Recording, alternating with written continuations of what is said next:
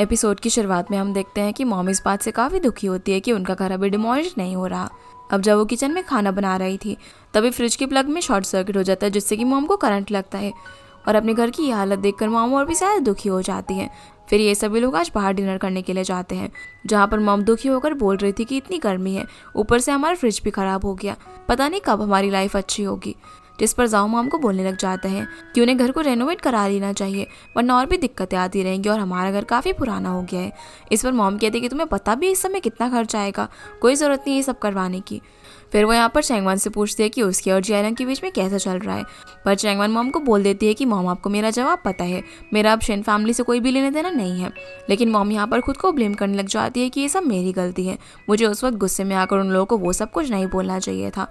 पर चैंगवान बोलती है कि आपने कुछ भी गलत नहीं किया है। पर मॉम उसे बोलती है कि चुप करो तुम, मुझे पता है कि तुम अभी उससे ओवरकम नहीं कर पाई हो, और मैं ये सब तुम्हें अपने लिए करने के लिए नहीं कह रही हूँ, बल्कि मैं चाहती हूँ कि तुम एक अच्छी लाइफ जियो। मेरी ज़िंदगी तो जैसे जैसे छोटे घर के अंदर कट गई है और आगे भी कट जाएगी, मुझे ये सब में रहने की अब आदत हो गई है, लेकिन तुम अपने बारे में सोचो। जो सुनकर चैंगवान भी जोर से चिल्लाकर मॉम को चुप होने के लिए बोलती है, जिससे कि सभी लोग उसे देखने लग जाते हैं। पर फिर वो मॉम को प्यार से समझाती है कि वो घर को रेनोवेट कराने के लिए वर्कर्स हायर करेगी। पर मॉम बोलती है कि ये सब एक टेम्परेरी सोल्यूशन ही तो है ना, फिर भी तो वो लोग इस छोटे से घर के अंदर ही रहेंगे, और वो चाहे कितनी भी मेहनत क्यों ना कर ले, वो लोग एक छोटा वॉशरूम खरीदना भी अफोर्ड नहीं कर सकते। जो सुनकर जाओ भी मॉम को रोकता है और कहता है कि आपको इस तरीके से चैंगवान को प्रेशराइज नहीं करना चाहिए। डैड भी बोलते हैं कि चैंगवान घर को रिपेयर करवा तो रही है ना, और तुमने कुछ ज़्यादा ही ओवरथिंक कर रही हो। तो मॉम बोलती है कि हाँ मैं ही तो ज़्यादा ओवरथिंक कर रही हूँ ना, तुम सब तो बहुत ही अच्छे हो और मैं ही कुछ भी बोले जा रही हूँ। ये बोलकर वो नाराज़ होकर यहाँ से उठकर चली जाती है। तो डैड बोलने लगते हैं कि तुम्हारी मॉम इस बात से बहुत ज़्यादा अपसेट है कि हमारा घर डिमोलिश नहीं हो रहा है, क्योंकि मैं अपनी फैमिली को एक अच्छी लाइफ नहीं दे पा रहा।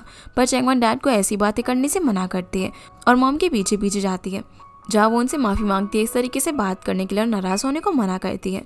पर मॉम उसे बोलती है कि लाइफ में चाहे कितनी भी हार्डशिप आए मैं सब कुछ झेल लूँगी, पर तुम्हें मेरी तरह नहीं बल्कि एक अच्छी लाइफ जीनी है। इस पर चैंगवान कहती है कि मॉम मैं घर को रेनोवेट तो करा रही हूँ ना, और सब कुछ धीरे धीरे ठीक हो जाएगा। पर मॉम बोलती है कि ये सब टेम्परेरी है। इस पर चैंगवान कहती है कि जैसी मेरी अभी लाइफ है मैं उससे बहुत ही ज़्यादा खुश हूँ, जब तक हम सभी लोग साथ है सारी प्रॉब्लम्स को ओवरकम कर सकते हैं, और धीरे धीरे हम लोग घर भी रेनोवेट करा लेंगे।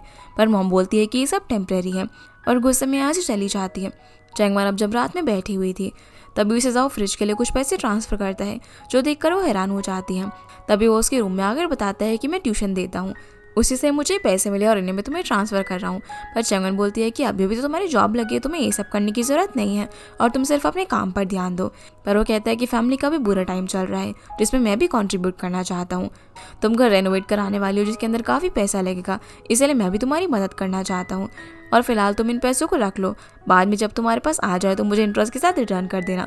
जो सुनकर चैंगवान मान जाती है और इसे सोने के लिए बोलती है। अगली सुबह अब डैड इन दोनों के लिए ब्रेकफास्ट बनाते हैं और उन्हें लंच भी पैक करके देते हैं।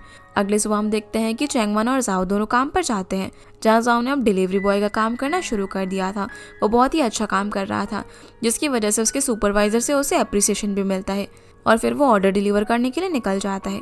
सीन अब यहाँ से चैंगवान पर आता है, जहाँ उनके अपार्टमेंट का एक टेनेंट जिसका नाम मिस्टर वांग है, वो चैंगवान को कंप्लेन कर रहा होता है कि वो लोग डिलीवरी मैन को ऊपर नहीं आने देते, इसी वजह से उसे खुद अपना खाना ऊपर लेकर आना पड़ा और वो लॉबी के अंदर ही गिर गया था।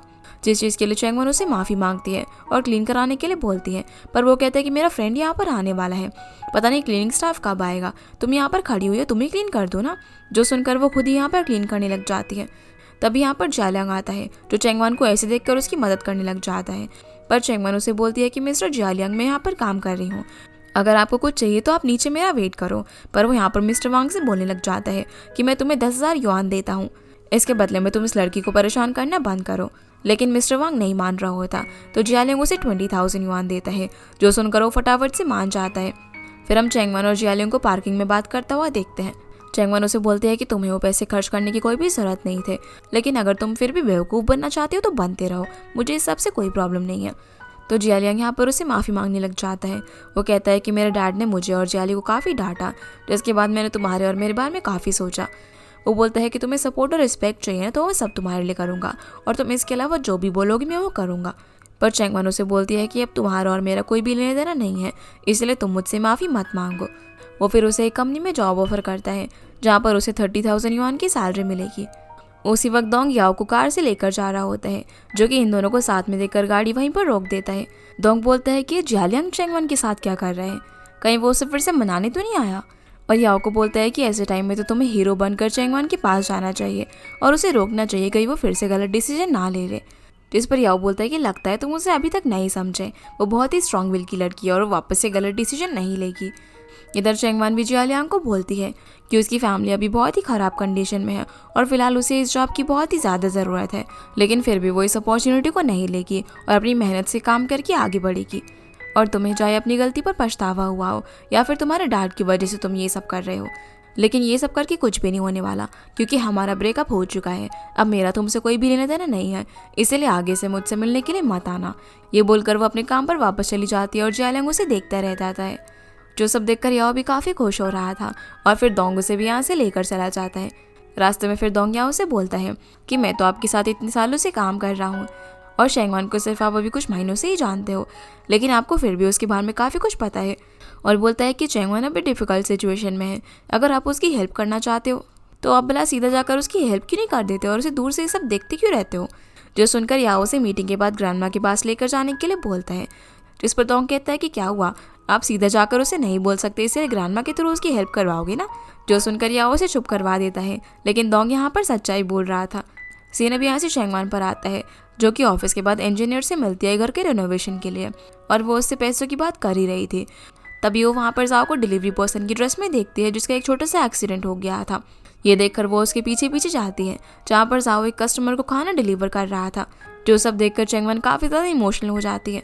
इसके बाद जाओ जब घर पर आता है तो चेंगवन पहले से ही वहाँ पर मौजूद थी, जिसे अपसेट देखकर वो उसके पास आकर बैठ जाता है और बोलता है कि मेरे ने एक बहुत ही मस्त डील हाथ लगी है, जिससे मुझे महीने के आखिर में 10,000 युआन मिलेंगे। ये सुनकर चेंगवन उसका हाथ पकड़कर उसकी शर्ट ऊपर कर देती है, जिससे उसे उसकी चोट के बारे में पता चल जाता है और इससे पहले कि जाओ उसे कुछ बोल पाता, वो उसके गले लगकर यहाँ पर ज़ोर ज़ोर से रोने लग जाती है। चेंगवन अब उसके हाथ पे दवाई लगाने लग जाती है तो जाओ से सब कुछ बता देता है कि कैसे जब उनके घर में पानी भर गया था और उसने ऑफिस से छुट्टी ले ली थी, उसके बाद ऑफिस में उसके साथ क्या हुआ, इसीलिए उसने रिज़ाइन कर दिया। और तुम चिंता मत करो, ये डिलीवरी का काम मैं सिर्फ कुछ टाइम के लिए कर रहा हूँ और मैं और अच्छी जॉब भी देख रहा हूँ। जिस पर चेंगवन उसे बोलते हैं कि तुम इतना सब कुछ फेस कर रहे थे, तुमने मुझे बताया क्यों नहीं। तो जाओ उसे भी अकेले सारी चीज़ें हैंडल करने के लिए मना करता है। वो बोलता है कि मैं भी तो इस घर का बेटा हूँ ना, तो मुझे भी अपना कॉन्ट्रीब्यूशन देने दो। पर चेंगवन उसे बोलती है कि तुम तो मुझसे कई ज़्यादा अच्छा कर रहे हो, और उसे बताने लग जाती है कि कैसे जियालियांग ने उसे आज एक जॉब ऑफर की, जिसको अगर वो एक्सेप्ट कर लेती तो उनके घर की आधी प्रॉब्लम्स तो ऐसे ही ख़त्म हो जाती। उसे ना तो जॉब पर बेकार कस्टमर्स को हैंडल करना पड़ता और ना ही बोनस वगैरह पाने के लिए इतनी मेहनत करनी पड़ती। लेकिन मैंने वो जॉब ऑफर एक्सेप्ट नहीं किया। हमारी फैमिली अभी बहुत ही टफ टाइम से गुजार रही है, लेकिन मैं अपनी डिग्निटी बचा रही हूँ। ये सब करने से मैं पैसे तो अर्न नहीं कर पाऊंगी ना। जो सुनकर जाओ से बोलता है कि अच्छा हुआ तुमने वो जॉब ऑफर एक्सेप्ट नहीं किया, वरना मैं तुम्हें बहुत ज़्यादा क्रिटिसाइज़ करता। और उसे समझाता है कि कैसे अगर वो जॉब को एक्सेप्ट कर लेती तो फिर वो ऐसी चीज़ों में फंसती चली जाती और धीरे धीरे करके अपना प्राइड लूज़ कर देती। और जैसे वो इस वक्त चीज़ों को पॉइंट आउट कर देती है, उसके बाद वो वैसा नहीं कर पाती। जिसकी ये बातें सुनकर चेंगवन का मन काफ़ी हल्का हो जाता है और बोलती है कि तुम तो काफ़ी बड़े हो गए हो, अब तो तुम्हें ये भी पता है कि मुझे कंफर्ट कैसे करना है। तो जाओ बोलता है कि तुम चिंता मत करो, हम दोनों साथ में मिलकर मेहनत करेंगे और घर को रेनोवेट कराएंगे। और जाओ अपने जॉब छोड़ने और चोट लगने वाली बात को मॉम से छुपाने के लिए कहता है, जिसके लिए चेंगवन मान जाती है। इसके बाद हम याओ को ग्रैंडमा के पास देखते हैं, जहाँ पर पहले तो वो उनसे इधर उधर की बातें करने की कोशिश करता है, लेकिन ग्रैंडमा समझ जाती है कि वो किसी काम से आए हैं। तब वो उन्हें बता देता है कि चेंगवन के घर में कैसे पानी भर गया था और वो अभी काफ़ी ज़्यादा टफ टाइम से गुजर रही है, इसीलिए आपको उसकी मदद करनी चाहिए। ये सुनकर ग्रैंडमा उसे फटाफट से मैसेज करती है और पूछती है कि क्या तुम्हें कोई मदद चाहिए, पर चेंगवन साफ साफ मना कर देती है और बोलती है कि नहीं नहीं सब कुछ ठीक है।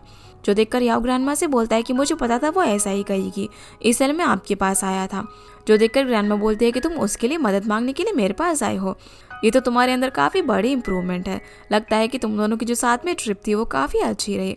जो सुनकर याओ यहाँ पर चेंगवन के साथ हॉस्पिटल में बताए हुए मोमेंट को याद करने लग जाता है, पर फिर ग्रैंडमा से बोलता है कि अरे नहीं नहीं आप कुछ ज़्यादा ही सोच रही हो, वो तो बस हम साथ में काम करते हैं ना, इसीलिए मैं आपसे बोल रहा था और ऐसा कुछ भी नहीं है।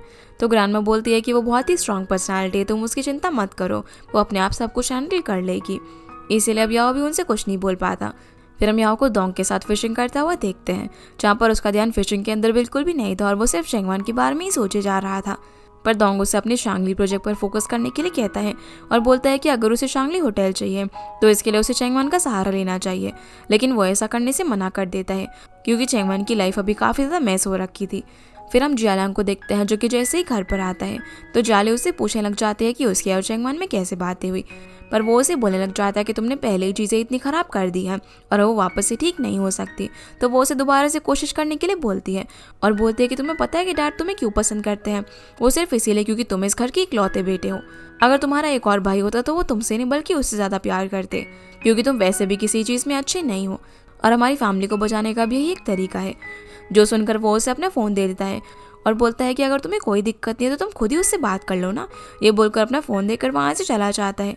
इसके बाद हम मॉम को देखते हैं जो कि आधी रात को उठकर ही खाना बनाने लग जाती है, जो देखकर डैड उनके पास आते हैं और बोलते कि तुम ये क्या कर रही हो। तो मॉम बोलती है कि मुझे नींद नहीं आ रही थी इसलिए मैं खाना बना रही हूँ। वो बोलती है कि मैं आजकल कुछ ज़्यादा इस सब के बारे में सोच रही हूँ और तुम्हें भी क्या यही लगता है कि चैंगवान और जियालियांग का ब्रेकअप हो चुका है। जो सुनकर डैड मॉम को बोलते हैं कि अब वो दोनों साथ में नहीं है, इसलिए अब इस सब के बारे में बात करने का कोई भी फायदा नहीं है और मुझे लगता है कि जियालियांग हमारी चैंगवान के लिए सही लड़का नहीं है। पर मॉम बोलती है कि मुझे ऐसा नहीं लगता क्योंकि जियालियांग हमारी चैंगवान को बहुत ज़्यादा पसंद करता है और चैंगवान के लिए ऐसा लड़का ढूंढना बहुत ही मुश्किल होगा। क्या हो गया अगर उनकी फैमिली ने प्रीनप्चुअल एग्रीमेंट साइन करने के लिए बोल दिया था तो वैसे भी कौन सा हमारी चैंगवान उसे डिवोर्स देने वाली थी। जो सुनकर डैड समझ जाते हैं कि मॉम का दिमाग तो सच में बहुत ही ज़्यादा ख़राब हो गया है और उनको समझाना बहुत ही मुश्किल है, इसलिए वो भी उन्हें अकेला छोड़कर सोने के लिए चले जाते हैं। उसी वक्त मॉम को जियालियांग का मैसेज आता है जो उन्हें बताने लग जाता है कि वो चैंगवान से बहुत ही ज़्यादा प्यार करता है। उसकी फैमिली को भी रियलाइज़ हो गया है कि वो बहुत ही अच्छी लड़की है, इसलिए वो लोग अब उसे अपनाने के लिए तैयार हैं और वो कल मॉम को घर दिखाने के लिए बुलाता है जो कि उसने चैंगवान के लिए लिया था। जो देखकर मॉम सरप्राइज हो जाती है और अगले दिन उसकी भेजी हुई लोकेशन पर पहुंच जाती है जहां वो जियाली से मिलती है, क्योंकि उसी ने जियालियांग के फ़ोन से चैंगवान की मॉम को मैसेज किया था। उसे यहाँ पर देखकर मॉम जाने लग जाती है और बोलती है कि मुझे तुमसे कोई बात नहीं करनी, मैं तो जियालियांग से बात करने के लिए आई थी। तो वो बहाना बनाने लग जाती है और बोलती है कि उसकी ना थोड़ी सी तबीयत खराब हो गई है, इसीलिए उसकी जगह पर मैं आई हूँ। वो अब उन्हें घर दिखाने लग जाती है और उस दिन डिनर पर जो कुछ भी हो उसके लिए माफ़ी मांगती है। ये बोलकर वो जियालियांग को एक और चांस देने के लिए बोलती है, पर मॉम बोलती है कि उन दोनों का ब्रेकअप हो गया है और मेरी बेटी अब इस सब के लिए दोबारा नहीं मानेगी। लेकिन जियालियांग यहाँ पर मॉम से मीठी मीठी बातें करके उन्हें कुछ ऐसा करने के लिए मना लेती है जिससे कि चैंगवान मान जाएगी, पर वो क्या चीज़ थी हमें आगे पता चलेगी। अगले दिन जियालियांग को जाकर उठाती है और उसे बोलती है कि तुम्हारी शादी हो रही है। वो उसे बताती है कि कैसे उसने चैंगवान की मॉम से बात की और उन्हें मना लिया है। जो सुनकर जियालियांग बोलता है कि मुझे चैंगवान से शादी करनी है, ना कि उसकी मॉम से। मैं जानता हूँ कि हमारे बीच में सब कुछ ठीक नहीं है, इसीलिए अब तुम और ज़्यादा इंटरफेयर करके उसे ख़राब मत करो। मैं खुद ही चैंगवान को मनाने की कोशिश करूँगा। पर जियाली उसे बोलने लग जाती है कि उसने कितनी मेहनत से उसकी मॉम को मनाया है और अगर उसकी मॉम मान गई तो चैंगवान भी मान ही जाएगी ना। लेकिन जियालियांग ये सब नहीं करना चाहता था। वो बोलता है कि हमारा ब्रेकअप हो गया है और अचानक से इंगेजमेंट हो रही है, तो क्या ये सब कुछ ज़्यादा ही ऑकवर्ड नहीं है। पर वो उसे कहती है कि मैं ये सब इसीलिए जल्दी जल्दी करवाना चाहती हूँ ताकि जल्दी से शादी करके तुम्हारा और चैंगवान का एक बेबी हो जाए, ताकि डैड का जो नाजायज़ बच्चा है उसके बदले वो अपने ग्रैंडसन को ज़्यादा प्रेफरेंस दे। और ये सब कुछ नाटक सिर्फ वो अपनी फैमिली को बचाने के लिए कर रही थी। सीने भी ऐसे चैंगवान पर आता है जो जब ब्रेकफास्ट कर रही थी, तभी उसकी मॉम बहुत ही अच्छे से ड्रेसअप होकर उसके पास आती है और अच्छे से खाना खाने के लिए बोलती है।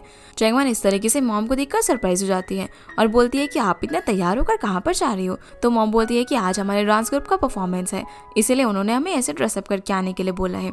जिसके बाद हम देखते हैं कि मॉम ने शंघाई से अपने कुछ गेस्ट वगैरह को बुलाया हुआ था और वो उन्हें लेकर चैंगवान जिस होटल के अंदर काम करती थी वहाँ पर जाती है। जैसे ही चैंगवान का काम खत्म होता है तो मॉम उसे कॉल कर देती है और बताने लग जाती है कि कैसे उनके कुछ रिलेटिव्स आए हुए हैं, इसलिए वो लोग आज उन्हीं के साथ डिनर करेंगे इसी होटल के अंदर, क्योंकि वो लोग ये देखना चाहते थे कि चैंगवान कहाँ पर काम करती है। इसीलिए अब चैंगवान फटाफट से मॉम के पास पहुंच जाती है तो मॉम उसे ड्रेस वगैरह देती है पहनने के लिए, जो देखकर चैंगवान बोलने लग जाती है कि ये सिर्फ रिलेटिव्स के साथ एक मील ही तो है ना, इसमें इतनी कौन सी बड़ी बात हो गई। पर मॉम कहती है कि तुम उनसे साल में एक बार मिलती हो तो कम से कम ढंग से कपड़े वगैरह तो पहनो। जहाँ पर मॉम की काफ़ी इंसिस्ट करने पर वो ड्रेस और शूज़ वगैरह चेंज करके आ जाती है। फिर मॉम उसे खींचकर फटाफट से लेकर जाने लग जाती है, जहाँ पर उसे लगता है कि ज़रूर कुछ ना कुछ तो अजीब हो रहा है। इसीलिए मॉम से पूछ लेती है कि आखिर बात क्या है। तो मॉम उसे बोलती है कि चाहे तुम मुझसे कितना भी नाराज़ क्यों ना हो जाओ, लेकिन मैं जो भी कर रही हूँ सिर्फ तुम्हारे अच्छे के लिए कर रही हूँ। ये बोलकर वो उसे हॉल के अंदर खींच कर ले आती है, जहाँ पर एकदम से चैंगवान के ऊपर एक स्पॉटलाइट पड़ती है और अनाउंसमेंट होती है कि हमारी जो ब्राइड है जिसका नाम चैंगवान है वो हॉल के अंदर आ गई है। जो सब देखकर चैंगवान हैरान थी, क्योंकि वहाँ पर उसके और जियालियांग की एंगेजमेंट की सारी तैयारी हो रखी थी और दोनों फैमिलीज के गेस्ट भी आए हुए थे। जियाली यहाँ पर मिस्टर शिन को बोलती है कि डैड अब तो चैंगवान और जियालियांग की शादी हो जाएगी, तो आप रेस्ट करना और बिजनेस उन्हें संभालने देना। जो सुनकर वो खुश हो जाते हैं कि अब उनकी बच्ची समझदार हो गई है। दूसरी तरफ हम डोंग को देखते हैं, जो कि याओ को जाकर बताता है कि नीचे बैंकेट के अंदर चैंगवान और जियालियांग की एंगेजमेंट हो रही है। ये सुनकर वो फटाफट से नीचे जाने लग जाता है। वहीं चैंगवान तो ये सब देखकर हैरान थी और बोलती है कि मॉम ये सब क्या है। तभी वहाँ पर डैड और यू भी आ जाते हैं। वो लोग भी ये सब देखकर हैरान थे और मॉम से बोलते हैं कि ये सब क्या हो रहा है, इन लोगों ने तो ब्रेकअप कर लिया था ना। पर मॉम बोलती है कि वो इस सब की तैयारी काफ़ी दिन से कर रही थी और देखो यहाँ पर सारे हमारे रिलेटिव्स भी आए हुए हैं। इन दोनों की जोड़ी बहुत ही अच्छी है और इन्हें कोई भी अलग नहीं कर सकता, इसलिए मैंने ये सब करके तुम्हें सरप्राइज दिया है। डैड यहाँ पर मॉम को बोलने लग जाते हैं कि चैंगवान की परमिशन के बिना तुम ये सब नहीं कर सकती। तभी जियालियांग चैंगवान के पास आ जाता है, तो वो उसे बोलते कि तुम ये सब अपने डैड को प्लीज़ करने के लिए कर रहे हो ना। पर वो बोलता है कि नहीं नहीं ऐसा नहीं है, जाली ने तो मुझे कहा कि तुम मान गई हो। उसी वक्त जाली भी यहाँ पर आ जाती है, जो चैंगवान को बोलते हैं कि सभी लोग देख रहे हैं, इसीलिए प्लीज़ तुम स्टेज पर चली जाओ। इसके बदले में तुम्हें जो कुछ भी चाहिए होगा मेरा डैड दे देंगे और मैं भी तुम दोनों को फिर नहीं रोकूंगी। ये देखकर याओ मॉम को बोलने लग जाता है कि मॉम ये लोग मेरी सिस्टर का इस्तेमाल कर रहे हैं। पर मॉम फिर भी चैंगवान को स्टेज पर जाने के लिए बोलने लग जाती है।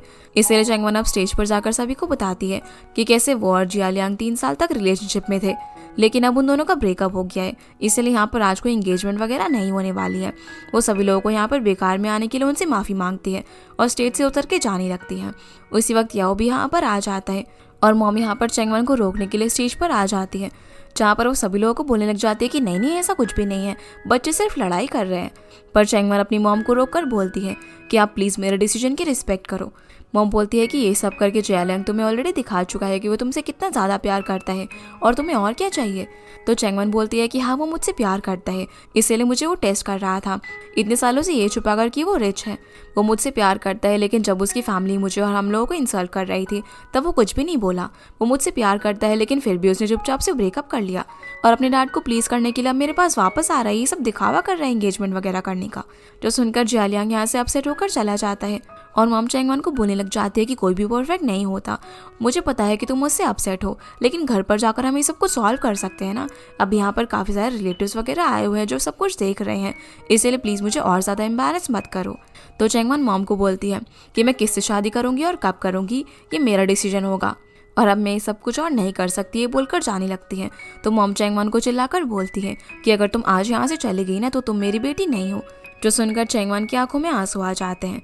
वो मॉम से बोलती है कि आपने मुझे बहुत ज़्यादा हार्डशिप झेलकर बड़ा किया है, इसीलिए मैं हमेशा आपकी हर बात मानती थी, चाहे आपकी डिमांड कितनी भी अनरीजनेबल क्यों ना हो। इसीलिए आज मुझे ये सब कुछ देखना पड़ रहा है, क्योंकि आपको बेटी नहीं बल्कि बात मानने वाली गुड़िया चाहिए, जिसे आप जैसे चाहे मैनिपुलेट कर सको और उससे वो सारी चीज़ें करवा सको जो कि आप अपनी लाइफ में नहीं कर पाई। जो सुनकर मॉम को गुस्सा आ जाता है और वो चैंगवान को थप्पड़ मार देती हैं। पर फिर उन्हें रियलाइज़ होता है कि उन्होंने ये क्या कर दिया और वो जैसे ही चैंगवान के पास बढ़ रही होती है तो चैंगवान उनके दिए हुए नेकलेस को वहीं पर तोड़कर फेंक देती है और गुस्से में यहाँ से चली जाती है, जिसे डैड भी रोकते नहीं है क्योंकि वो उसे अकेले में थोड़ा सा टाइम देना चाहते थे। डैड अब यहाँ पर मिस्टर शिन को बोलते हैं कि अपने बेटे से कहिए कि हमारी बेटी को और ज़्यादा परेशान ना करे। ये बोलकर वो मॉम को लेकर यहाँ से चले जाते हैं। मिस्टर शिन फिर जाली से बोलते हैं कि तुमने आज मुझे बहुत ही ज़्यादा निराश किया है। इस पर वो कहते हैं कि ये सब हम आपको खुश करने के लिए तो कर रहे थे ना। पर डैड बोलते हैं कि ये सब तुम मेरे लिए नहीं बल्कि मेरी प्रॉपर्टी के लिए कर रहे थे और कहते हैं कि तुम्हें इतनी भी जल्दी क्या है, मेरे मरने के बाद ये सब कुछ तुम्हारा ही तो होने वाला है ना। जो सुनकर जाली बोलती है कि किससे पता कि ये सारा पैसा आप अपनी मिस्ट्रेस को दे दो। ये बोलकर यहाँ से चली जाती है, जिसके जाते ही मिस्टर शिन की तबीयत काफ़ी ज़्यादा ख़राब होती है और वहीं पर गिर जाते हैं, जो देखकर सभी लोग एम्बुलेंस को बुलाने लग जाते हैं। इसके बाद हम याओ को देखते हैं, जो कि चैंगवान के पास जाकर खड़ा हो जाता है और उससे पूछता है कि क्या तुम ठीक हो। तो वो उससे पूछता है कि तुम यहाँ पर क्या कर रहे हो, और समझ जाती है कि उसने जो कुछ भी हो वो सब कुछ देख लिया था। चैंगवान अब यहाँ पर उसे बोलने लग जाती है कि मेरे नाम का मतलब है पेरेंट्स को सर्व करना, लेकिन इस बार पहले मैंने अपने नाम के खिलाफ जाकर कुछ किया है। मैं हमेशा से अपने पेरेंट्स को प्लीज़ करती आ रही थी, लेकिन अब से मैं जो कुछ भी करूँगी वो अपने लिए करूँगी। जो सुनकर याओ उसे देखने लग जाता है। इसके बाद हम मॉम और डैड को घर पर देखते हैं। तभी जाओ भी घर पर आ जाता है, तो डैड उससे पूछते हैं कि क्या तुमने चैंगवान को कांटेक्ट करने की कोशिश की। इस पर वो कहता है कि हाँ मैंने किया, लेकिन वो फ़ोन नहीं उठा रही है। बेहतर यही होगा कि हम उसे थोड़ा सा टाइम दें, क्योंकि इतना सब कुछ होने के बाद मैं अभी उसे घर पर आने के लिए कन्विंस नहीं कर सकता। डैड भी मॉम को बोलने लग जाते हैं कि आज तुमने जो कुछ भी किया है उसके लिए तुम्हें खुद पर रिफ्लेक्ट करने की बहुत ही ज़्यादा ज़रूरत है। हालांकि तुम्हारे इंटेंशंस अच्छे होंगे, लेकिन तुम्हें अपनी बेटी की फीलिंग्स का भी ख्याल रखना चाहिए था। तुम घर में जो भी बोलती हो वही कुछ होता है। मुझे तो इससे कोई भी दिक्कत नहीं है, लेकिन बच्चे बड़े हो गए हैं, उन्हें इंडिपेंडेंस चाहिए। जाओ भी यहाँ पर मॉम को समझाता है कि शादी एक बहुत ही बड़ा मैटर है, इसीलिए उन्हें ये सब कुछ चेंगमान के ऊपर डिसाइड करने के लिए छोड़ देना चाहिए। तभी चेंगमान भी घर पर आ जाती है और अपना सामान पैक करके घर से जाने लग जाती है। तो बोलती है कि मैं ऐसी जगह पर जा रही हूँ जहाँ पर मुझे फ्रीडम मिले। ये सुनकर मामू से बोलती है कि अब तुम बड़ी हो गई हो, तो अब तुम घर छोड़कर जा रही हो, ये सब तुम्हें तब बोलना चाहिए था ना जब तुम 9 साल की थी। पर चेंगमान उन्हें कुछ भी नहीं बोलती और अपना सामान लेकर सीधे यहाँ से चली जाती है। जो देखकर डैड उसके पीछे जाते हैं और जाओ को मॉम को देखने के लिए बोलते हैं, जहाँ पर मॉम सैड होकर रो रही थी। वो कहती है कि ये सब मैं उसी की अच्छाई के लिए तो कर रही थी ना, लेकिन उसके बाद भी मुझे ही ब्लेम किया जा रहा है। तो जाओ यहाँ पर मॉम को खुद को ब्लेम करने से मना करता है और बोलता है कि जब चेंगमान का गुस्सा शांत हो जाएगा ना तो वो वापस आ जाएगी। इधर डैड चेंगमान के पास जाते हैं, जहाँ चेंगमान उन्हें बोलती है कि आप प्लीज़ मुझे रोकने की कोशिश मत कीजिए, मुझे बस थोड़ा सा फ्रीडम चाहिए, मैं अपनी रिस्पॉन्सिबिलिटीज़ अच्छे से निभाऊंगी और मुझे एक चांस दीजिए ताकि मैं इंडिपेंडेंट हो सकूं। जिस पर डैड बोलते हैं कि आप तुम बड़ी हो गई हो और तुम्हें एक ना दिन इस घोंसले से जाना ही था, पर मैंने कुछ पैसे सेव करे इसलिए तुम उन्हें रख लो। ये बोलकर वो उसके हाथ में अपना कार्ड देने लग जाते हैं, पर चेंगमान उसे लेने से मना करती है। जिस पर डैड बोलता है कि चाहे तुम कितनी भी बड़ी हो जाओ, रहोगी हमेशा मेरी बेटी ही। ये बोलकर वो उसके हाथ में कार्ड दे देते हैं। जो सब देखकर चेंगमान भी काफ़ी इमोशनल हो जाती है। डैड बोलता है कि तुम्हारी मॉम का टेम्पर तो तुम्हें पता ही है ना कैसा है, इसलिए मैं हमेशा उनके सामने चुप रहता हूँ, वरना बहुत ही ज़्यादा लड़ाइयाँ होंगी, और तुम जहाँ भी पहुँचकर सेटल हो जाओ तो मुझे बता देना। और उसे बाय बोलकर चले जाते हैं। चेंगमान अब घर के बाहर अपना बैग लेकर जा रही थी, जहाँ याओ अपनी कार लेकर उसका वेट कर रहा था और बोलता है कि क्या मैं तुम्हारे रहने के लिए एक जगह अरेंज कर दूं, पर वो उसे मना कर देती है। पर तभी वहाँ पर माओ आ जाती है, जो उसे बताती है कि मुझे जाओ ने सब कुछ फ़ोन करके बता दिया, इसलिए मैं फटाफट से तुम्हें लेने के लिए आगे चलो, मेरे घर पर चलो। लेकिन चेंगमान मना करने लग जाती है। वो बोलती है कि अभी अभी तुमने नया नया बिजनेस ओपन करा है और मेरी मॉम वहाँ पर आकर कहीं हंगामा ना करने लग जाए, इसलिए मैं तुम्हारे घर पर नहीं रह सकती, मैं ग्रैंड माँ के घर जा रही हूँ। तो याओ बोलता है कि चलो मैं तुम्हें छोड़ देता हूँ, जिसे देखकर माओ पूछने लग जाती है कि तुम कौन हो। तो चेंगमान उसे बता देती है कि ये मेरा पुराना बॉस है और ग्रैंडमा का ग्रैंडसन भी। जो जानकर माओ उसे सुनाने लग जाती है। वो बोलती है कि अच्छा, जो पहले सब कुछ चेंगमान की लाइफ में हुआ था वो सब कुछ तुम्हारी वजह से हुआ था और यहाँ पर अब तुम अच्छे इंसान बनने के नाटक कर रहे हो। जिस पर वो कहता है कि पहले जो कुछ भी हुआ मैं उसे डिनाई नहीं करता, लेकिन अब मैं ग्रैंडमा के कहने पर चेंगमान की हेल्प करना चाहता हूँ। पर चेंगमान उसे मना कर देती है और बोलती है कि मैं माओ के साथ चली जाऊँगी। कार में माओ चेंगमान को बोलने लग जाती है कि इस जालियांग से तो मैं बहुत ही ज़्यादा अपसेट हूँ। ये कैसा लड़का है जो कि तुम्हें बोलता है कि मैं तुमसे प्यार करता हूँ और फिर किसी और के साथ ब्लाइंड डेट पर चला जाता है। इतना ही नहीं, अपनी घर की प्रॉपर्टी पाने के लिए वो तुम्हारे साथ एंगेजमेंट का नाटक कर रहा था। ये कैसा बेशरम लड़का है। इस पर चेंगमान बोलते हैं कि शिन फैमिली से मेरा कोई भी लेना देना नहीं है, लेकिन इस बार मैं सबसे ज़्यादा अपसेट मॉम से हूँ। इस पर माओ बोलते हैं कि तुम्हारी मॉम की लाइफ में कभी भी बहुत अच्छा मोमेंट नहीं आया और घर में फ्लड आने की वजह से और घर डिमोलिश ना होने की वजह से उनकी होप्स भी डिमोलिश हो गई, इसीलिए वो बस यही चाहती थी कि तुम उनकी तरह लाइफ में सफ़र ना करो। हालांकि मैं उनकी साइड नहीं ले रही हूँ, उनके तरीके बहुत ही ज़्यादा गलत थे। जिस पर चेंगमान बोलती है कि हमारी वैल्यूज़ भी बहुत ही ज़्यादा अलग है और बताती है कि कैसे जियालंग ने मुझे एक बहुत ही अच्छी जॉब को ऑफर दिया था, लेकिन मैंने उसे रिजेक्ट कर दिया। जब मैंने जाओ को डिलीवरी बॉय का काम करते हुए देखा तब मैं डाउट में आ गई कि मेरा डिसीजन सही था या फिर नहीं, लेकिन फिर हम दोनों ने साथ में हार्ड वर्क करने का डिसाइड किया। पर मॉम हमसे एकदम अपोजिट है, जो सुनकर माओ हैरान हो जाती है और बोलती है कि जाओ तो फर्म के अंदर काम कर रहा था ना, वो डिलीवरी गाय कब से बन गया। तो चेंगमान बताती है कि जियालंग से ब्रेकअप करने के बाद फर्म के अंदर जो लोग थे उसे बुली करने लग गए, इसीलिए उसने रिजाइन कर दिया। जो सब सुनकर चेंगमान बोलने लग जाते हैं कि तुम्हारी लाइफ में इतना सब कुछ हो गया है, इसलिए अगर तुम्हें कुछ हेल्प चाहिए तो प्लीज़ मुझे बताना। और उसका मूड अच्छा करने के लिए बोलने लग जाती है कि अगली बार तुम किसी लड़के को डेट करो ना तो वो हैंडसम होना चाहिए। वो बताती है कि कैसे उसका पति गंजा निकला। जिस पर चेंगमान बोलती है कि अच्छा, तभी तुमने उसे डिवोर्स दे दिया था, और बोलती है कि फिलहाल मेरा फोकस डेटिंग पर नहीं बल्कि सिर्फ अपने करियर पर है। सीन अब यहाँ से याओ पर आता है, जो बेचारा चेंगमान को लेकर इतना ज़्यादा वरीड था कि उसे सर में दर्द होने लग गया था।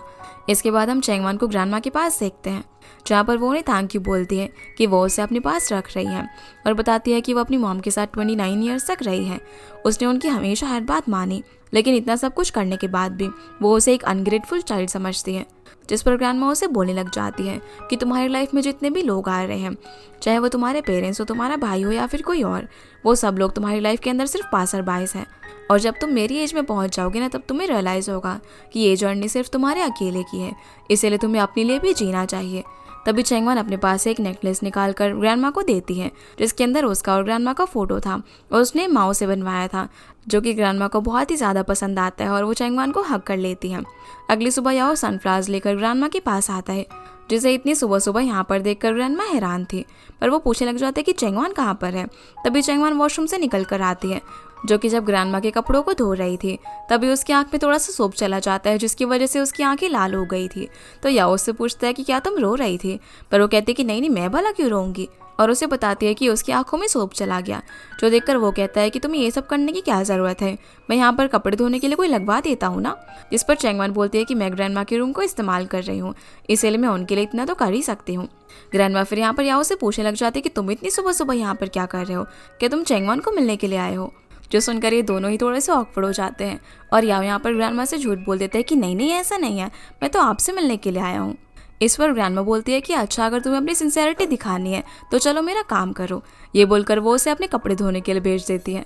बेचारे ने आज तक ऐसा कोई भी काम नहीं किया था, इसीलिए उसे कपड़े धोना भी नहीं आ रहा था, पर चैंगवन उसे चेयर पर बैठे बैठे इंस्ट्रक्शंस दिए जा रही थी। अब वो जैसे तैसे करके कपड़े तो धो लेता है, तो चैंगवन उसे सुखाने में उसकी मदद करने लग जाती है, जिस बीच दोनों एक दूसरे के ऊपर पानी भी उछालते हैं और काफ़ी इंजॉय करते हैं। इसके बाद हम मॉम को देखते हैं, जो कि घर में खाना बनाते वक्त चैंगवन को काफ़ी मिस कर रही थी, लेकिन फिर भी डैड के सामने यहाँ पर गुस्सा होने का नाटक करने लग जाती है। उसी वक्त दरवाजे पर कोई नॉक करता है, जिससे मॉम को लगता है कि शायद वो चैंगवान होगी, लेकिन जैसे ही डैड दरवाज़ा खोलते हैं तो वहाँ पर कुछ इंजीनियर्स आए थे, जिन्हें कि चैंगवान ने घर को रेनोवेट कराने के लिए भेजा था। लेकिन मॉम उन्हें देखते ही मना कर देती है कि हमें कोई रेनोवेशन वगैरह नहीं करवाना। इसे उनका डैड मॉम से बोलने लग जाते हैं कि भले ही चैंगवान यहाँ पर नहीं रह रही हो, लेकिन वो हमारी बहुत ज़्यादा परवाह करती है, इसलिए उसने इन लोगों को भेजा है, और बताने लग जाते हैं कि घर में कितनी सारी दिक्कतें, हम लोग इस तरीके से यहाँ पर ऐसे नहीं रह सकते और हमें घर को रेनोवेट कराना ही होगा। पर मॉम बोलती है कि अगर चैंगवान को हमारी परवाह होती है ना, तो अभी तक घर पर वापस आ जाती और हमें कोई रेनोवेशन वगैरह नहीं करा रहा, हम ऐसे ही घर पर रह लेंगे। ये बोलकर वो उन लोगों को यहाँ से भगा देती है और डैड कुछ भी नहीं कर पाते। सीन अब यहाँ से जाओ पर आता है, जो कि डिलीवरी करने के लिए रेस्टोरेंट में पहुँच गया था, पर तभी वहाँ पर आकर उसे पकड़ के ले जाने लगती है और बोलती है कि तुम्हें ये सब करने की क्या ज़रूरत है, तुम मेरा फ़ोन भी नहीं उठा रहे थे। वो फिर उसे मॉल में लेकर जाती है, जहाँ पर वो उसे एक सूट दिलाती है ताकि वो उसे पहनकर कहीं इंटरव्यू वगैरह के लिए जा सके और अच्छी जगह पर जॉब करे। जब जाओ सूट पहनकर आता है तो वो काफ़ी ज़्यादा हैंडसम लग रहा था। माँ उसके पास जाकर उसके टाई और बाल वगैरह सेट करने लग जाती है, जहाँ उसे अपने इतने पास देखकर जाओ काफ़ी नर्वस हो गया था। अब जब माँ उसके सूट के लिए पे करने के लिए जा रही होती है तो वो उसे मना कर देता है, लेकिन माँ बोल देती है कि कोई बात नहीं, जब तुम पैसे अर्न करने लग जाओ तो मुझे वापस कर देना। जिस चीज़ के लिए वो मान जाते हैं और बोलता है कि अब मैं तुम्हें कॉफ़ी के लिए ले चलूँगा, और उसके साथ यहाँ पर उसे काफ़ी ज़्यादा अच्छा लग रहा था। फिर अब यहाँ से चैंगवान पर आता है, जिसके पास जू आकर अपना कॉन्ट्रैक्ट टर्मिनेट करा देती है, क्योंकि वो अपार्टमेंट खाली कर कर जा रही थी। वो उसे बताती है कि वो वापस से अपने घर जा रही है और एंगेजमेंट के वक्त मिस्टर शिन को एक और स्ट्रोक आया था, जिसके बाद मुझे लगता है कि अब वो कभी भी वापस बेड से उठ नहीं पाएगा। जो सुनकर चैंगवान बोलते हैं कि तुम्हारे बच्चे का क्या होगा, तो वो बोल देती है कि वो सब तो मैंने झूठ कहा था, मेरा कोई भी बेबी वगैरह नहीं है और तुमने सही बोला था कि मुझे ये सब नहीं करना चाहिए। इस पर चैंगवान बोलती है कि मैं तुम्हारी पुरानी क्लासमेट हूँ और तुम पढ़ाई के अंदर बहुत ही अच्छी थी, इसलिए बहुत ही अच्छा हुआ कि तुमने वक्त रहते अपनी एबिलिटीज़ को रिकॉग्नाइज कर दिया, और उसे नई शुरुआत करने के लिए गुड लक विश करती है। इसके बाद हम जाओ को देखते हैं, जो कि माओ को कॉफ़ी पिलाने के लिए लेकर आया हुआ था, जहाँ पर वो उसे इंस्पायर्ड होकर एक और डिज़ाइन बनाती है। तभी जाओ यहाँ पर उसे चैंगवान के बारे में पूछ रहा है कि वो कैसी है, जिस पर वो बता देती है कि वो एकदम ठीक है, तुम उसकी चिंता मत करो। पर तभी जाओ यहाँ पर अपनी फ्रेंड तांग को नोटिस करता है, इसलिए उसके पास जाता है, जहाँ पर तांग भी उसे देखकर काफ़ी हैरान था। अब ये सभी लोग साथ में बैठकर कॉफ़ी पीने लग जाते हैं, जहाँ पर तांग बताता है कि जियाली और उसके हस्बैंड का डिवोर्स हो रहा है और जियालियांग ने तो एकदम गिव अप कर दिया है। वो पूरे दिन सिर्फ घर पर रहता है और कंपनी में भी काम नहीं करता। जब से उसके डैड को स्ट्रोक आया तो वो तो हॉस्पिटल में है, इसीलिए अब उनकी जो मॉम है वो कंपनी मैनेज कर रही है, और जब तक वो अपने हस्बैंड को डिवोर्स नहीं देती तब तक उन्हें उनकी मिस्ट्रेस से भी कोई थ्रेट नहीं है। जो देखकर मॉम बोलने लग जाती है कि मिसेस शिन तो काफ़ी ज़्यादा चालाक निकले, उन्होंने सब कुछ अपने हाथ में ले लिया। तभी तांग यहाँ पर जाओ को बोलता है कि अच्छा हुआ तुमने उस कंपनी से जॉब छोड़ दिया, मैं भी कोई और अपॉर्चुनिटी की तलाश कर रहा हूँ और क्या पता हम दोनों फ्यूचर में कलीग बन जाए। तो माँ यहाँ पर उनके ब्राइट फ्यूचर के लिए उन्हें विशेष देती है। इसके बाद हम याओ और दोंग को देखते हैं, जहाँ पर याओ चैंगवान को फ्लावर्स देना चाहता था, पर तभी वो लॉबी एरिया के अंदर मिल जाती है, लेकिन वो यहाँ पर उससे जो बोलना चाहता था उसके अलावा वो उसे कुछ और ही बोल देता है। तभी चैंगवान को माओ का फ़ोन आ जाता है, जो कि आज शाम को उसे साथ में डिनर करने के लिए बोलती है, जिसके लिए चैंगवान मान जाती है। तो याओ को ये बोलकर चली जाती है कि ब्लैक सूट के अलावा और भी कपड़े हैं दुनिया में, तुम्हें कुछ और भी ट्राई करना चाहिए ना। ये सब देखकर दोंग याओ को बोलने लग जाता है कि यार आप सीधा पॉइंट पर क्यों नहीं आए, आपने उसे फ्लावर्स भी नहीं दिए, आप हर दिन ग्रैंडमा के पास जाते हो शांगली होटल के बारे में बात करने के लिए, लेकिन कर ही नहीं पाते, और चैंगवान भी आपको इग्नोर कर रही है, आप कब अपनी बात उसे बोलोगे। इस पर वो उसे बोलता है कि चैंगवान जल्दी ही मैनेजमेंट टीम को ज्वाइन करने वाली है, तो ये गुड न्यूज़ देने के लिए मुझे एक अच्छा मौका चाहिए। तो दोंग उसे उसके साथ डिनर पर जाने के लिए बोलता है। रात में हम चैंगवान को माओ और जाओ के साथ डिनर करता हुआ देखते हैं, जहाँ जो ने बताती है कि जो सिर्फ प्रेग्नेंट होने का नाटक कर रही थी, जो सुनकर माओ बोलती है कि अरे वाह, तुम क्या गॉसिप लेकर आई हो, और देखो शेन फैमिली का क्या हाल हो गया है। तो चैंगवान बोलती है कि अब मेरा उस फैमिली से कोई भी लेना देना नहीं है और ये सारी पास्ट की बातें हैं। तो माओ और जाओ यहाँ पर उसे चीयर्स करते हैं उसकी नई बिगनिंग के लिए। तभी वहाँ पर याओ और दोंग आ जाते हैं, जिसे देखकर चैंगवान काफ़ी हैरान हो जाती है और बोलती है कि तुम्हें क्या हो गया, तुमने ऐसे कपड़े क्यों पहने हुए हैं। इस पर याओ बोलता है कि अरे तुम्हें तो बोला था ना कि मैं हमेशा सूट पहनता हूँ, इसलिए फॉर अ चेंज मैंने आज ये कपड़े पहने हैं। दोंग भी बोलता है कि अब हम लोग आपस में मिल ही गए हैं तो क्यों ना साथ ही में डिनर कर लेते हैं। इसलिए वो लोग इनके साथ ही डिनर करने के लिए बैठ जाते हैं, जहाँ पर दोंग माओ को लाइन मारे जा रहा था और उसे अपने वीचैट पर ऐड करने के लिए बोलता है। लेकिन जाओ बीच में आ जाता है और कहता है कि उसका वीचैट ना भी काम नहीं कर रहा तो तुम मेरा नंबर ऐड कर लो। और फिर सभी लोग साथ में चैंगवान के अच्छे फ्यूचर के लिए चेयर करते हैं। डिनर करने के बाद चैंगवान और याओ साथ में घर पर जा रहे थे, जहाँ याओ उससे पूछता है कि वो नर्सिंग होम में कंफर्टेबली तो रह रही है ना। तो बोलती है कि हाँ, उसे बहुत ही अच्छा लगता है ग्रैंडमा के साथ रहना। तो याओ यहाँ पर उसके फ्यूचर प्लान्स के बारे में पूछता है।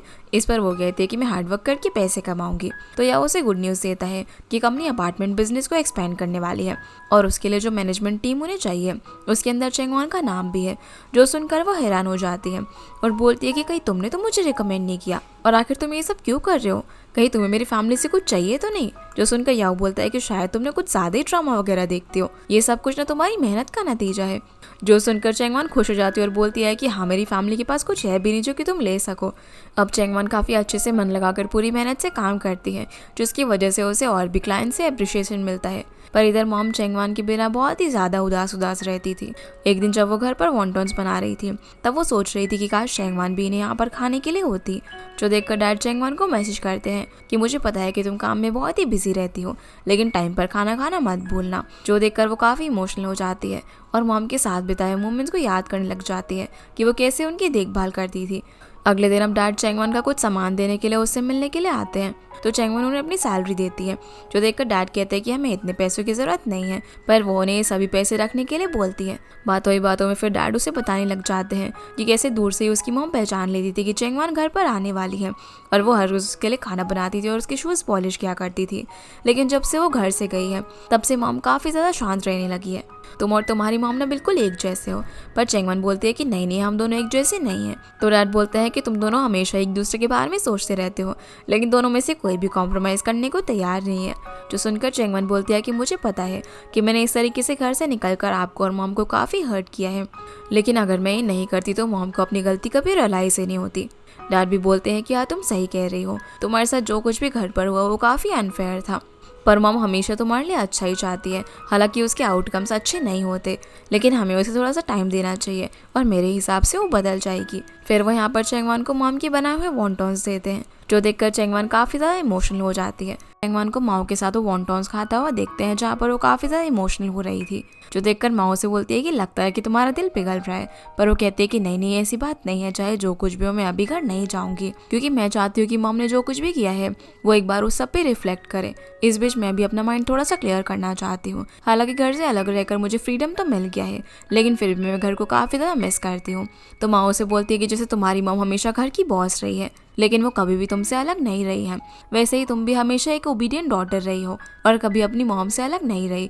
इसलिए तुम दोनों के लिए थोड़ा सा मुश्किल होने वाला है, और अपना माइंड क्लियर करने में तुम कुछ ज़्यादा टाइम मत ले लेना, कहीं ऐसा ना हो कि तब तक तुम्हारी मॉम भी घर छोड़कर चली जाए अपनी लाइफ जीने के लिए। इस पर चैंगवान कहती है कि अगर वो ऐसा करेंगी तो मुझे बहुत ही अच्छा लगेगा, ताकि वो भी एक बार अपनी ड्रीम्स पूरा कर सके और अपनी लाइफ जी सके। इसी बीच हम माओ के एक्स हस्बैंड सॉन्ग को देखते हैं, जो कि उसकी शॉप पर आकर माओ को बुलाने के लिए बोलता है, जहाँ चैंगवान और माओ दोनों ही उसे देखकर हैरान थे कि वो यहाँ पर क्या कर रहे हैं, और उसे यहाँ से जाने के लिए बोलती है। इस पर वो कहता है कि इतनी भी क्या जल्दी है। वो उसे एक नोटिस देकर यहाँ से जाने लगता है और कहता है कि मैं तुम्हारे रिप्लाई का वेट करूँगा। अब जैसे ही माओ देखती है तो उसने उसे एक लीगल नोटिस भेजा हुआ था, ये बोलकर कि वो उसके डिज़ाइन चुरा रही है, क्योंकि वो भी एक डिज़ाइनर था। जो देखकर माओ को बहुत ज़्यादा गुस्सा आ जाता है, क्योंकि माओ ने उसकी नहीं बल्कि उसने माओ के डिज़ाइन चुराए थे और वो उसे लीगल नोटिस भेज रहा था। माओ उस नोटिस को जाओ को दिखाती है, तो वो बोलता है कि इस केस को वो हैंडल कर लेगा, क्योंकि अब उसे भी जॉब मिल गई थी। चैंगवान उसे बोलती है कि तुम्हारे जो डिज़ाइंस है वो सॉन्ग के डिज़ाइन से काफ़ी ज़्यादा मिलते जुलते हैं, लेकिन तुम्हारी क्वालिटी बहुत ही ज़्यादा अच्छी है, फिर भी तुम्हारी सेल इतनी कम क्यों है पता है? क्योंकि सॉन्ग का इस इंडस्ट्री में नाम है, इसीलिए उसके प्रोडक्ट्स महंगे होने के बाद भी लोग खरीद रहे हैं। इसीलिए मैं अब तुम्हारी मदद करूंगी मार्केटिंग के अंदर, ताकि तुम अपने ब्रांड को और ज़्यादा आगे ले जा सको, जिस चीज़ के लिए माँ उन दोनों को बहुत ज़्यादा थैंक्स करती है। चैंगमान अब रात में बैठकर माँ की कैसे मार्केटिंग करेगी ये सारी चीज़ें देख रही होती है। तभी ग्रैंडमा भी उठ जाती है, जो देखकर चैंगमान उनसे माफ़ी मांगती है और बोलती है कि मैंने आपको डिस्टर्ब कर दिया। पर ग्रैंडमा बोलती है कि नहीं नहीं, ऐसी कोई बात नहीं, मेरी तो अपने आप ही आँख खुल गई थी। वो भी यहाँ पर उन्हें माँ के बारे में बताती है कि कैसे वो उसकी मदद कर रही है उसके ब्रांड को आगे बढ़ाने में। तभी ग्रैंडमा यहाँ पर उससे पूछने लग जाती है कि उसकी जॉब कैसी चल रही है, क्या वो उसे एंजॉय कर रही है। पर चैंगमान कहती है कि उसे होटल में काम करना ज़्यादा पसंद था, क्योंकि वहाँ पर उसने 7 साल बिताए हैं। इस पर ग्रैंडमा कहती है कि तुम चिंता मत करो, आगे जाकर तुम बहुत ही अच्छा करोगी। और अब क्योंकि ग्रैंडमा को भी नींद नहीं आ रही थी, इसलिए चैंगमान उनसे डिजाइन्स वगैरह के सजेशन मांगने लग जाती है। अगले सुबह याओ नर्सिंग होम में आ जाता है, जहाँ ग्रैंडमा उसे चुप रहने के लिए बोलती है, क्योंकि चैंगमान अभी तक सो रही थी और वॉशरूम में चली जाती है। पर याओ चैंगमान को सोता हुआ देखकर उसके पास आकर उसकी फोटो क्लिक करने लग जाता है, जो देखकर चैंगमान उठ जाती है और बोलती है कि तुम ये सब क्या कर रहे हो, और उससे अपनी फोटो डिलीट करने के लिए बोलती है, लेकिन वो मना कर देती है और बोलता है कि तुम बहुत ही क्यूट लग रही थी। तो चैंगमान उसे अपने फोन में वो वाली फोटो दिखाती है जब वो ड्रंक होकर कार्ड के ऊपर सो रहा था। इस पर याओ कहता है कि मैंने तो तुम्हारी इतनी क्यूट फोटो ली और तुम मुझे इतनी गंदी फोटो दिखा रहे हो। वो फिर जब उसे उस फोटो को दिखाता है तो चैंगमान बोलती है कि हाँ फोटो तो बड़ी क्यूट आई, इसलिए मुझे इसे भेज देना। पर वो कहता है कि नहीं, पहले तुम मेरी फोटो डिलीट करो। और यहाँ पर दोनों फिर से बहस करने लग जाते हैं। चैंगमान बोलती है कि इतनी सुबह सुबह तुम यहाँ पर क्या कर रहे हो? तो याओ कहता है कि मैं अभी अभी एक मीटिंग खत्म करके आ रहा था, इसलिए मैंने सोचा कि ग्रैंडमा से मिलते हुए चलूं, लेकिन देखा तो तुम अभी तक सो रही थी। इस पर चैंगमान बोलती है कि मैं कोई बॉस थोड़ी हूँ, और वैसे भी वीकेंड है तो मैं आराम से सो सकती हूँ। पर वो कहता है कि तुम बॉस नहीं हो, फिर भी तुम्हें मेहनत करनी चाहिए ना। अगर तुम्हारा ऐसे ही एटीट्यूड रहा तो तुम फ्यूचर में आगे कैसे बढ़ोगी? जिनकी ऐसी बातें सुनकर ग्रैंडमा बीच में आ जाती है और बोलती है कि तुम दोनों मिलकर हमेशा लड़ते भी रहते हो। वो यहाँ पर याओ को बताती है कि चैंगमान देर रात तक काम कर रही थी, क्योंकि वो माओ को उसके बिजनेस में हेल्प करना चाहती है और इन दोनों को साथ में ब्रेकफास्ट करने के लिए भेज देती है। तभी चैंगमान उसे बताती है कि कैसे माओ का हस्बैंड बहुत ही बुरा इंसान है, वो हमेशा से उसके डिजाइन चुरा रहा था, और जब उसने माओ को आगे बढ़ते हुए देखा तब वो उसे लीगल नोटिस भेज रहा है कि वो उसके डिजाइन चुरा रही है। इसीलिए वो माओ की हेल्प करना चाहती है एक अच्छा ब्रांड बनाने में, और उसने सोचा है कि वो लोग उसके बिजनेस को ऑनलाइन बढ़ाएंगे। जो सब देखकर याओ भी उसकी मदद करने के लिए तैयार हो जाता है और बोलता है कि होटल में वो लोग ज्वेलरीज को कस्टमर्स को एज अ गिफ्ट दे सकते हैं। जो सुनकर चैंगमान काफ़ी खुश हो जाती है कि वो उसकी मदद कर रहा है, पर वो बोलता है कि तुम्हें पता है ना कि मैं क्वालिटी के साथ कॉम्प्रोमाइज़ नहीं कर सकता। इस पर चैंगमान कहते हैं कि तुम चिंता मत करो, सब कुछ अच्छा रहेगा, और एक गुड न्यूज़ देने के लिए माओ के पास चली जाती है। सीन अब यहाँ से ग्रैंडमा पर आता है, जहाँ पर मिस जांग उनसे मिलने के लिए आई थी, और वो यहाँ पर उन्हें शांगली होटल के रेनोवेशन का प्रपोजल देती है, जिसका वो उन्हें काफ़ी अच्छा प्राइस ऑफर करती है। इस पर ग्रैंडमा बोलती है कि तुम्हारा प्रपोजल काफ़ी अच्छा है, लेकिन ये सब मेरे लिए अब मैटर नहीं करता। तो मिस जांग बोलती है कि आपके लिए तो मैटर नहीं करता, लेकिन आपका जो ग्रैंडसन है याओ, उसके लिए तो ये बहुत ज़्यादा मैटर करता है, इसीलिए आपको उसे भी कंसिडर करना चाहिए। उसी वक्त याओ भी यहाँ पर ग्रैंडमा के लिए ब्रेकफास्ट लेकर आ जाता है, जो मिस जांग को यहाँ पर देखकर बिल्कुल भी खुश नहीं था, और वो उसे यहाँ से बात करने के लिए बाहर ले जाता है, जहाँ वो उसे बोलता है कि तुमने मेरी इतने टाइम की मेहनत एकदम पानी में मिला दी, और अगर तुम्हें मुझ पर ट्रस्ट नहीं है तो तुम किसी और को ढूंढ लो। इस पर मिस जांग कहते हैं कि मुझे तुम पर ट्रस्ट है, लेकिन हम लोग और इंतजार नहीं कर सकते। तुम इतने महीनों से कोशिश कर रहे हो अपनी ग्रैंडमा को मनाने की, तुम एक बिजनेसमैन हो और इतनी छोटी सी चीज़ों के लिए तुम्हें इतना हेजिटेट नहीं करना चाहिए। जो सुनकर वो ग्रैंडमा के पास जाता है, जहाँ वो देखता है कि वो वॉशरूम के अंदर बेहोश पड़ी हुई थी। ये देखकर वो उन्हें फटाफट से हॉस्पिटल लेकर जाता है। इधर हम चैंगमान, माओ और जाओ को एक साथ में देखते हैं, जहाँ पर माओ की काफ़ी सारे ज्वेलरी बॉक्सेज जो थे वो रिटर्न आ रहे थे, और लोग उसको काफ़ी ख़राब रिव्यूज़ भी दे रहे थे, लेकिन ये सभी पेड रिव्यूज़ थे, क्योंकि सॉन्ग का इस इंडस्ट्री में बहुत ही ज़्यादा नाम था और वो पैसे देकर लोगों से ये करवा रहा था। इसीलिए वो उसे सबक सिखाने का तरीका सोचती है कि उसने जो भी सारे उसके डिज़ाइंस वगैरह चुराए थे उसके सभी एविडेंस उसके पास हैं, इसीलिए वो सारे एविडेंसेस को ऑनलाइन रिलीज कर देगी ताकि उसकी असलियत सभी के सामने आ सके। अब जब वो लोग ये बात कर ही रहे थे, उसी वक्त चैंगमान को जाओ का कॉल आता है, जो कि उसे ग्रैंडमा की कंडीशन के बारे में बताता है। जो सुनकर वो जाओ के साथ फटाफट से हॉस्पिटल पहुंच जाती है, जहाँ जब वो सीढ़ियाँ चढ़ रही थी तभी उसके पैर में मोच आ जाती है। इसलिए वो जाओ को वहीं पर रुककर मॉम डैड का वेट करने के लिए बोलती है और खुद ऊपर जाने लग जाती है। इसी के साथ ये एपिसोड यहीं पर खत्म हो जाता है। तो गाइस, ये थी आज की वीडियो, एंड आई होप आप लोगों को ये वीडियो पसंद आई होगी, तो इस वीडियो को लाइक कर चैनल को सब्सक्राइब जरूर कीजिएगा। आपसे फिर मिलते हैं अगले एपिसोड में, तब तक के लिए गुड बाय।